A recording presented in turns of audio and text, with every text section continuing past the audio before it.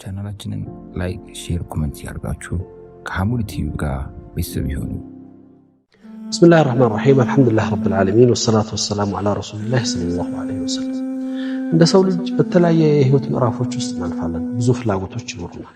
ብዙ የምንፈልጋቸው ያልተሳኩልን፣ ብዙ የለመናቸውና የጠየቅናቸው ደግሞ ውጤት ያላገኙልን፣ ግን በህይወታችን ውስጥ አሁንም አላህ ጋር መገናኘት በምንፈልግበት እድል ውስጥ በዚህ ዱዓ በሰላም ጊዜ የምናደርገው ነው ወይስ ደግሞ መቼ ነው ዱዓ የሚደረገው? ምን ስንፈልግ ነው ዱዓ የምናደርገው ብለን ራሳችንን እንድናይ ነው። ነብዩ መሐመድ ሰለላሁ ዐለይሂ ወሰለም ይህን በተመለከተ የተጠየቁት ጥያቄ አለ። እንደምታውቁት ረሱሉላህ አሚን ሰለላሁ ዐለይሂ ወሰለም ያ ሰው መጥቶ ጠየቃቸው።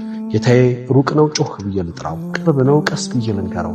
ምን ብዬ ልጥራው አላቸው። ቁርአን ብዙ ጊዜ የብዙ ጉዳዮችን ወሳኝ ጉዳዮችን ለማስተማር ሲፈልግ ያመጣበት በጥያቄና መልስ ነው።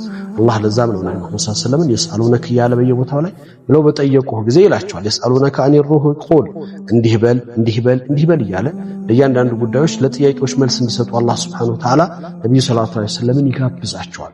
ዱዓ ሁሉም ነገሮች ነብዩ ሰለላሁ ዐለይሂ ወሰለም ለተጠየቁት ጥያቄ ቁል ብለህ በል እያለ ተመልሶለት፣ አላህ ግን ቁል ሳይላ መለሰው አንዱ ነገር ዱዓ። ወኢዛ ሰአለከ ኢባዲ አኒ ፈኢኒ ቀሪቡን ኡጂቡ ዳዕወተ ዳኢ ኢዛ ደዓን ፈሊየስተጂቡ ሊ ወሊዩእሚኑ ቢ ለዐለሁም የርሹዱን። እዚህ ቁርአን አያት ላይ በጣም በሚገርም መልኩ አላህ ሱብሓነሁ ወተዓላ ያደርጋል። ምን አድርጎ አቀረበ? ባሪያዬ ስለኔ በጠየቀህ ጊዜ ነው አላህ የሚለው። አዎ ስለኔ በጠየቀህ ጊዜ ብለህ በል አይደለም ያላቸው። አላህ መልሱን በጣልቃ ገብነት እንኳን በነብዩ እንዲመለስ አልፈቀደም። ነብዩ እንኳን እንዲመልሱት አልከጀለም። ራሱ መልሱን ሰጠ። ፈኢኒ ቀሪቡን ኡጂቡ ዳዕወተ ዳኢ ፋዋን አስቀድሞ ለዛው የጉዳዩን ክብደት ለማሳየትና በራሱ ጋር ብቻ እንድትቆራይ ለማድረግ ያለምንም ጣልቃ ገብነት የሚደረግ መሆኑን ለማሳየት ስለኔ ባሪያዬ በጠየቀህ ጊዜ እኔ ለሱ ቅርብ ነኝ። ምን ሐብሊል ወሪድ እንዳለው አላህ ሱብሓነሁ ወተዓላ ከደም ስራችን የቀረበ ጌታ ነውና እኔ ሰማለሁ እያለ የጠሪን ጥሪ ምላሽ እሰጣለሁ ይላል አላህ ሱብሓነሁ ወተዓላ። የቂን በዚህ ላይ እርግጠኞች እንድንሆን ነው አላህ ነብዩን እንኳን በዚህ ጉዳዮች መልስ እንዲሰጡ ያላደረገው። ሌሎች ጉዳዮች ሁሉ ቁል እያለ ሲመልስ የዱዓን ጉዳይ ግን ከሱ ጋር ብቻ ቆራይ። ዱዓ ሰዎች በችግራቸው ጊዜ በፈተናዎቻቸው ጊዜያቶች ውስጥ ነቢያቶቹ ያደረጓቸውን ወዳ ዘከሪያ ረበሁ እያለ ያመጣል። ሁሉም ሙጦር ሆነው ፈተናዎች ውስጥ አልፈው በተለያየ መከራዎች ውስጥ ገብተው አላህን ለምነው እነዛ ሰዎች ሲለምኑ ወዲያው መልስ ተሰጣቸው። ወዲያው ለነገሮች ውጤት አገኙበት። ብዙ ቆይተዋል አይደለም? ነብዩላህ ኢብራሂም አለይሂ ሰላም ልጅ እንዲሰጣቸው አላህን ለምነዋል። አመታትን ፈጅቷል። ነብዩላህ ዘከሪያ የጠየቁት ጥያቄ አለ፣ ጊዜያትን ፈጅቷል። ሁሉም በሐያታቸው ውስጥ የለመኗቸውን ጥያቄያቶች በሂደት ውስጥ ምላሽ እንዳገኙ አላህ ሱብሓነሁ ወተዓላ ይገልጻል። እናንተ ብቻ ነገራቶቹን ዛሬ ጠይቀን ነገ እንድናገኝ ስለምንፈልግ ስለምንቸኩልና ስለምንጓጓ ጉዳዮቹን ሁሉ እንዲፈጥኑልን እንፈልጋቸዋለን። ግን ነገሩ ከዛ ራቅ ያለ ሊሆን ይገባል። ዱዓ እኛ በፈለግነው ሳይሆን አላህ በሚፈልገውና እሱ በፈለገበት ጊዜ ለኛ የሚያደርገን። ለምን ያንንም ደግሞ የጠየቅነውን ሁሉ ሳይሆን የሚጠቅመንን የሚሰጥ ጌታ ነው። እኛ ስለፈለግን አይደለም፣ እኛ ስለጠየቅን አይደለም።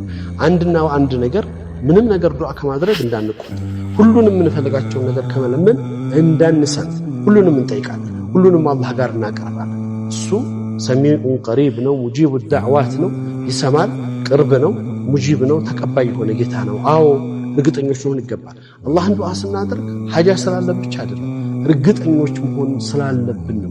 የቂን ካለን ለዚህ ነው አላህ ወአንቱም ሙቂኑነ ቢልኢጃባ እርግጠኞች ሁኑ፣ አላህ እንደሚቀበላችሁ ዱዓችሁ እርግጠኞች ሁኑ ይላሉ ነብዩ ሰለላሁ ዐለይሂ ወሰለም።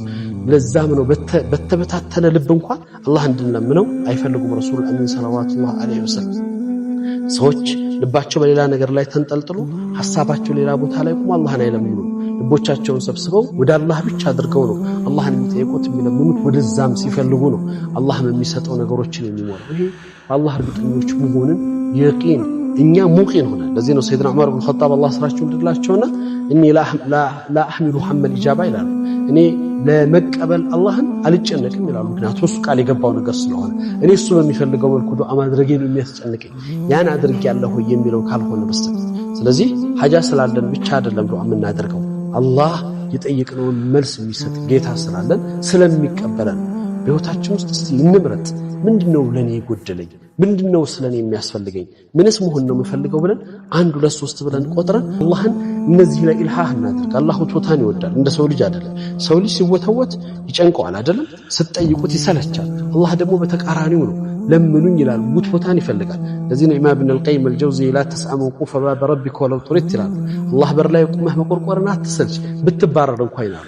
አንድ ቀን ለሷሊሆቹ በሩን መክፈቱ ስለማይቀር ተለጥፈህ እንኳን ትገባለህ ይላል። እድሉን መጠቀም መወትወትን ይፈልጋል አላህ Subhanahu Wa Ta'ala። ለምን የኛን ድምጽ መስማት ስለሚፈልግ ኻሊቅ አልኸውን ልባችንን ፍላጎታችንን ወደሱ መውሰዳችንን ስለሚፈልግ በዛ ስሜት ያን ስናደርግ ደግሞ እሱ አሁንም ተቀባይ የሆነ ጌታ ስለሚቀር ሀጃ ስላለም ብቻ ሳይሆን አላህ ሀጃዎችን ስለሚፈታ ችግሮችን ስለሚቀርፍ የልባችንን ስለሚሞላ ዱዓችንን ስለሚቀበል አላህን ለምነው ላለው አላህ ዱዓቸው ከሚቀበላቸው ጥሪያቸውን ከሚሰማቸው የጠየቁትን ከሚሞላላቸውና ለነሱ የሚበጃቸውን ከሚሰጣቸው አላህ ያደርገን። መልካም ተግባራቶች ሁሉ ጊዜ በህይወታችን ውስጥ ሲደጋገሙ እኛነታችንን እየገነቡ አላህ በሚፈልገው ቁመና ላይ እንድንቆም ያደርጉናል። እኔ በህይወታችን ውስጥ ትልቅ ተጽዕኖ ሊያሳድሩ ከሚችሉ እኛነታችንን ከሚፈትሹ የቆምንበትን ማንነት እንድናይ ከሚያደርጉ ተግባራቶች ውስጥ ለእኛ ምሳሌ የሚሆን አንድ ታሪክ ላውሳችሁ ፈለኩ። የአፍሪካ ባለውለታ የአፍሪካኖች ትልቅ አሻራ አስቀማጭና ምናልባት የምንጊዜውም የአፍሪካ በጎ ተግባር ባለቤት የሆነን አንድ ሰው በህይወታችን ውስጥ ምን ሰርተናል፣ ምን ልንሰራ ይገባናል፣ ምን አለን፣ ምን የለንም ብለን እንድናስብ የሚያስችለን አንድ ታሪክ ላውሳላችሁ። ዶክተር አብዱራህማን ሱመይጢ የሚባል አንድ ኩዌቲ ዜጋ። ዶክተር አብዱራህማን ሱመይጢ የህክምና ባለሙያ ናቸው። በህክምናው ዘርፍ ከምዕራቡ ዓለም ትልቅ ከሚባሉት አሜሪካን፣ ካናዳና እንግሊዝ ላይ እንግዲህ በስፔሻላይዝድ አድርገው የመጡ የህክምናው ላይ ሊቅ የሆኑ ሰው ናቸው። ይህ ሰው በዚሁ ክፍለ ዘመን ውስጥ የተገኙ ታላቅ እንቁ ኩዌቲ ዜጋ የነበሩ ሰው ናቸው። እኛ ማንነት ውስጥ ትልቅ አሻራ አስቀምጠው ካለፉት ለአፍሪካ ብርሃን ከዘሩት አፍሪካ ምናልባት በታሪኳ ካየቻቸው ሰዎች ውስጥ የአፍሪካ ትልቁ ባለውለታ የሚባሉት የአፍሪካን ህመም የታመሙ የአፍሪካን ጭንቀት የተጨነቁ አፍሪካን በችግሯ ላይ ካጠገቧ የደረሱና የችግሯ መፍትሄ ሆነው የቀረቡ ሰው ናቸው። የሰው አፍሪካ ያደሩ የተገኙት ኩዌት ላይ ባለሀብት ናቸው። ከተሻለ ኑሮ ውስጥ የወጡ ሰው ናቸው። የተሻለ የተማረ ማንነት ያላቸው ኩዌት ላይ ቢቀመጡ ብዙ ነገሮችን መስራት የሚችሉ ነገር ማትረፍ የሚችሉ ህልማቸው ግን የተረሳ ማንነት የቀጨጨ ረሃብና ችግር የጎዳው ማንነት በእምነቱ በማንነቱ ላይ ዘመቻ የተከፈተበትን ማህበረሰብ የመታደግና የማዳን ኃላፊነት ለመውሰድ አፍሪካ ላይ በመጀመሪያ ጊዜ መስጊድ በመስራት ማለት ሰፊ ታሪክ ስላላቸው አጭሯ እኛ ጋር ይደርስ ይጠቅመናል የማስበው ፓርት ማለት ነው። አፍሪካ ላይ መጥተው የሚገርም ስራ ሰሩ። ይህ ሰው የሰሩት ስራ አጂብ ነው። 28 ዓመት አፍሪካ ላይ ዳዕዋ አድርገዋል። በ28 ዓመት ያልገቡበት ጫካ ያልገቡበት የአፍሪካ ገጠር ቦታ አልነበረም። ይህ ሰው በ28 ዓመታቸው ዳዕዋ ውስጥ ምን ውጤት እንዳመጡና አስገራሚ ነቲጃ አንድ ከልብ በተነሳና በእኽላስ የተሰራ ስራ በተደራጀ የሆነ ኃላፊነት ለመውጣት በተደረገ ጉዞ የተገኘ ውጤት ታውቃላችሁ። በ28 ዓመት ዳዕዋ ዶክተር አብዱራህማን ሱመይጢ 11 ሚሊዮን ሰው በእጃቸው አስረዋል። 11 ሚሊዮን ሰው ስታካፍሉት በቀን 1000 ሰው በእጃቸው ይሰልም ነበር። 5700 መስጂዶችን ገንብተዋል። 5700 መስጂዶችን 840 የቁርአን ማዕከሎችን የቁርአን ትምህርት ቤት ማዕከሎችን ገንብተዋል።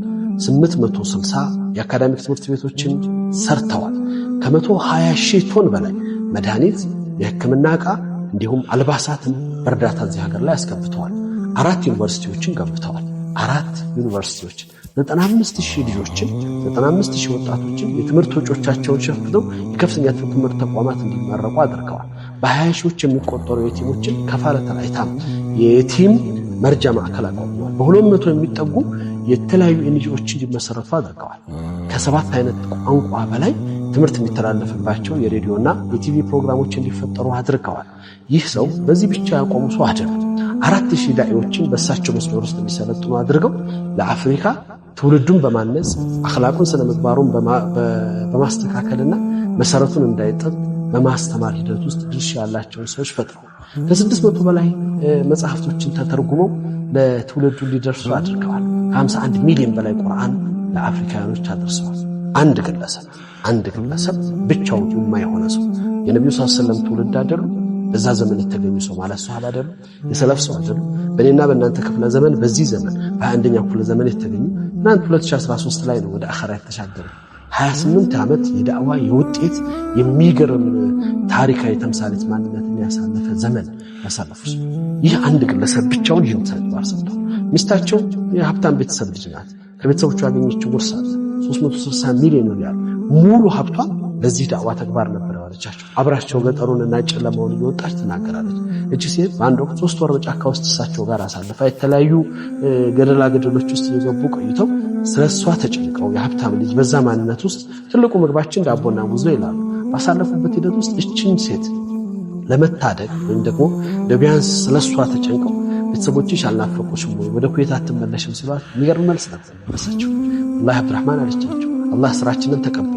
ይህንን ያደረግናትን እያንዳንዷን ኹጥዋ አላህ ዘንድ ቦታ አግኝታ ጀነት ብንገባ እዚህ የምንበላው ምግብ ጣዕም ያለው ጣፋጭ ነገር ጀነት ውስጥ እንበላለን ነው የነበረ ልጃቸው። በኢኽላስ በአማና የተሰራ ስራ የአላህ ሱብሓነሁ ወተዓላ የእድሜ በረካ የሰጣቸው ሰዎች ለትውልድ ማንነት የቆመ ኃላፊነት እኔ አንተ እዚህ ምድር ላይ ያለን ሰዎች በመምጣታችን የጨመርነው በመምጣታችን የቀየርነው ያበረከትነው አስተዋጽኦና ማንነት አለ። ይሄ ታሪክ ለኔና ለአንተ ትልቅ ምሳሌ ነው። ዶክተር አብዱራህማን አስመይጢ የትልቁ እስላምና የአፍሪካ ባለውለታ አላህ ይዘንላቸው ከነብዩ ሰለላሁ ዐለይሂ ወሰለም ጎን ያሰልፋቸው። ሳውዲ አካባቢ ያለ አንድ መስጊድ ላይ ለመስጊዱ መሰራት ምክንያት የሆነችው አንዲት ከረጢት ወይም ደግሞ አንድ ፌስታል ወይን እንደነበረች ይገለጻል። ባል ወይም ደግሞ አባት ሁለት ኪስ ፌስታል ወይን ይገዛና ቤት ይልካል። ቤት መጥቶ ሲመጣ ከወይኑ ለመቅመስ ፈልጎ ሲጠይቅ ሁለቱም እንዳለቀ ይነግሮታል። ለምን ትንሽም አላስቀራችሁልኝ? ማው እኔም ልጆቼ ጋር ሆነን በላ ነው ሲሉት አባት ከቤት ቀጥታ ነው የወጣው። ሄዶ ሰማስር ጋር ወይም ደላላ ጋር ሄዶ ቆንጆ ቦታ ፈልጉልኝ ይላል። ቆንጆ ቦታ ይፈልጉለታል። በሚቀጥለው ቀን ሲገኝ ያን ቦታ ይገዛዋል።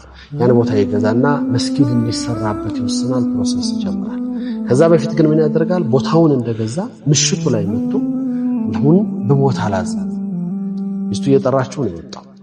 ቅር ብሎት ተከፍቶ አዝኖም ነው ከቤት የወጣው። አሁን በሞት አላዘን ማለት ተመልሶ ሲመጣ ለምን ለቀብሬ የሚሆን ነገር ሰራሁ። ዛሬ ምን አደረኩ? ለመስጊድ የሚሆን ቦታ ገዛው። ዛሬ በሐያት ላይ ያለው ሁለት ፌስታል ወይን ልኬ አንዲት ሳታስቀምጡልኝ የበላችሁ የረሳችሁኝ የነመኖሬን የረሳችሁ ነገኔ ብሞት ሁሉ ነገሬን ትረሱታላችሁ። ስለዚህ ዛሬ ለነገ የሚሆነውን ነገር አስቀምጬ ማለፍ ነገዬን የሚያሳምርልኝን ነገር መስራት እኔ እንጂ ማንም እንደማይሰራልኝ ስላወኩ ዛሬ ጨርሻለሁ። ልክ እንደተለቀቀች አውሎ ንፋስ ነው ስጦታቸው ይባላል። ያ ማለት አውሎ ንፋስ ውስጥ ባህር ያለ ፈጣን ነው፣ አይቆምም፣ ሁሉንም ያደርሳል። በመስጠት ውስጥ ብዙ መሰጠት ስላለ መስጠት ላይ አሁንም የምናያቸው ክፍተቶች አሉ። ሰዎች አላህ ሲሰጣቸው የዓለማት ሀብታም የሆነው ጌታ ሁሉ ነገር በእጁ የሆነ ጌታ ገኒዩን ዐኒል ዓለሚን ከሰው የተብቃቃ ከሰው ምንም የማይፈልግ ጌታ ግን የሰጠን አማና ስላለ ምን ላይ እንደምናደርሰው በምን እንደምናመሰግነው ያውቃል። እንግዲህ ምስጋና ሁለት ነው። አንደኛው በአንደበት የሚገለጽ ሐምድ ብለን የምናወራው ነው። ሌላኛው ሽኩር አድርገን በተግባር የምንገልጸው ነው። ሹክረ ኒዓም የኒዕማ የጸጋ ወይም ደግሞ የተሰጠንን ስጦታ አላህን በማመስገን ስንገልጸው በተግባርና በማድረስ ነው የምንገልጸው።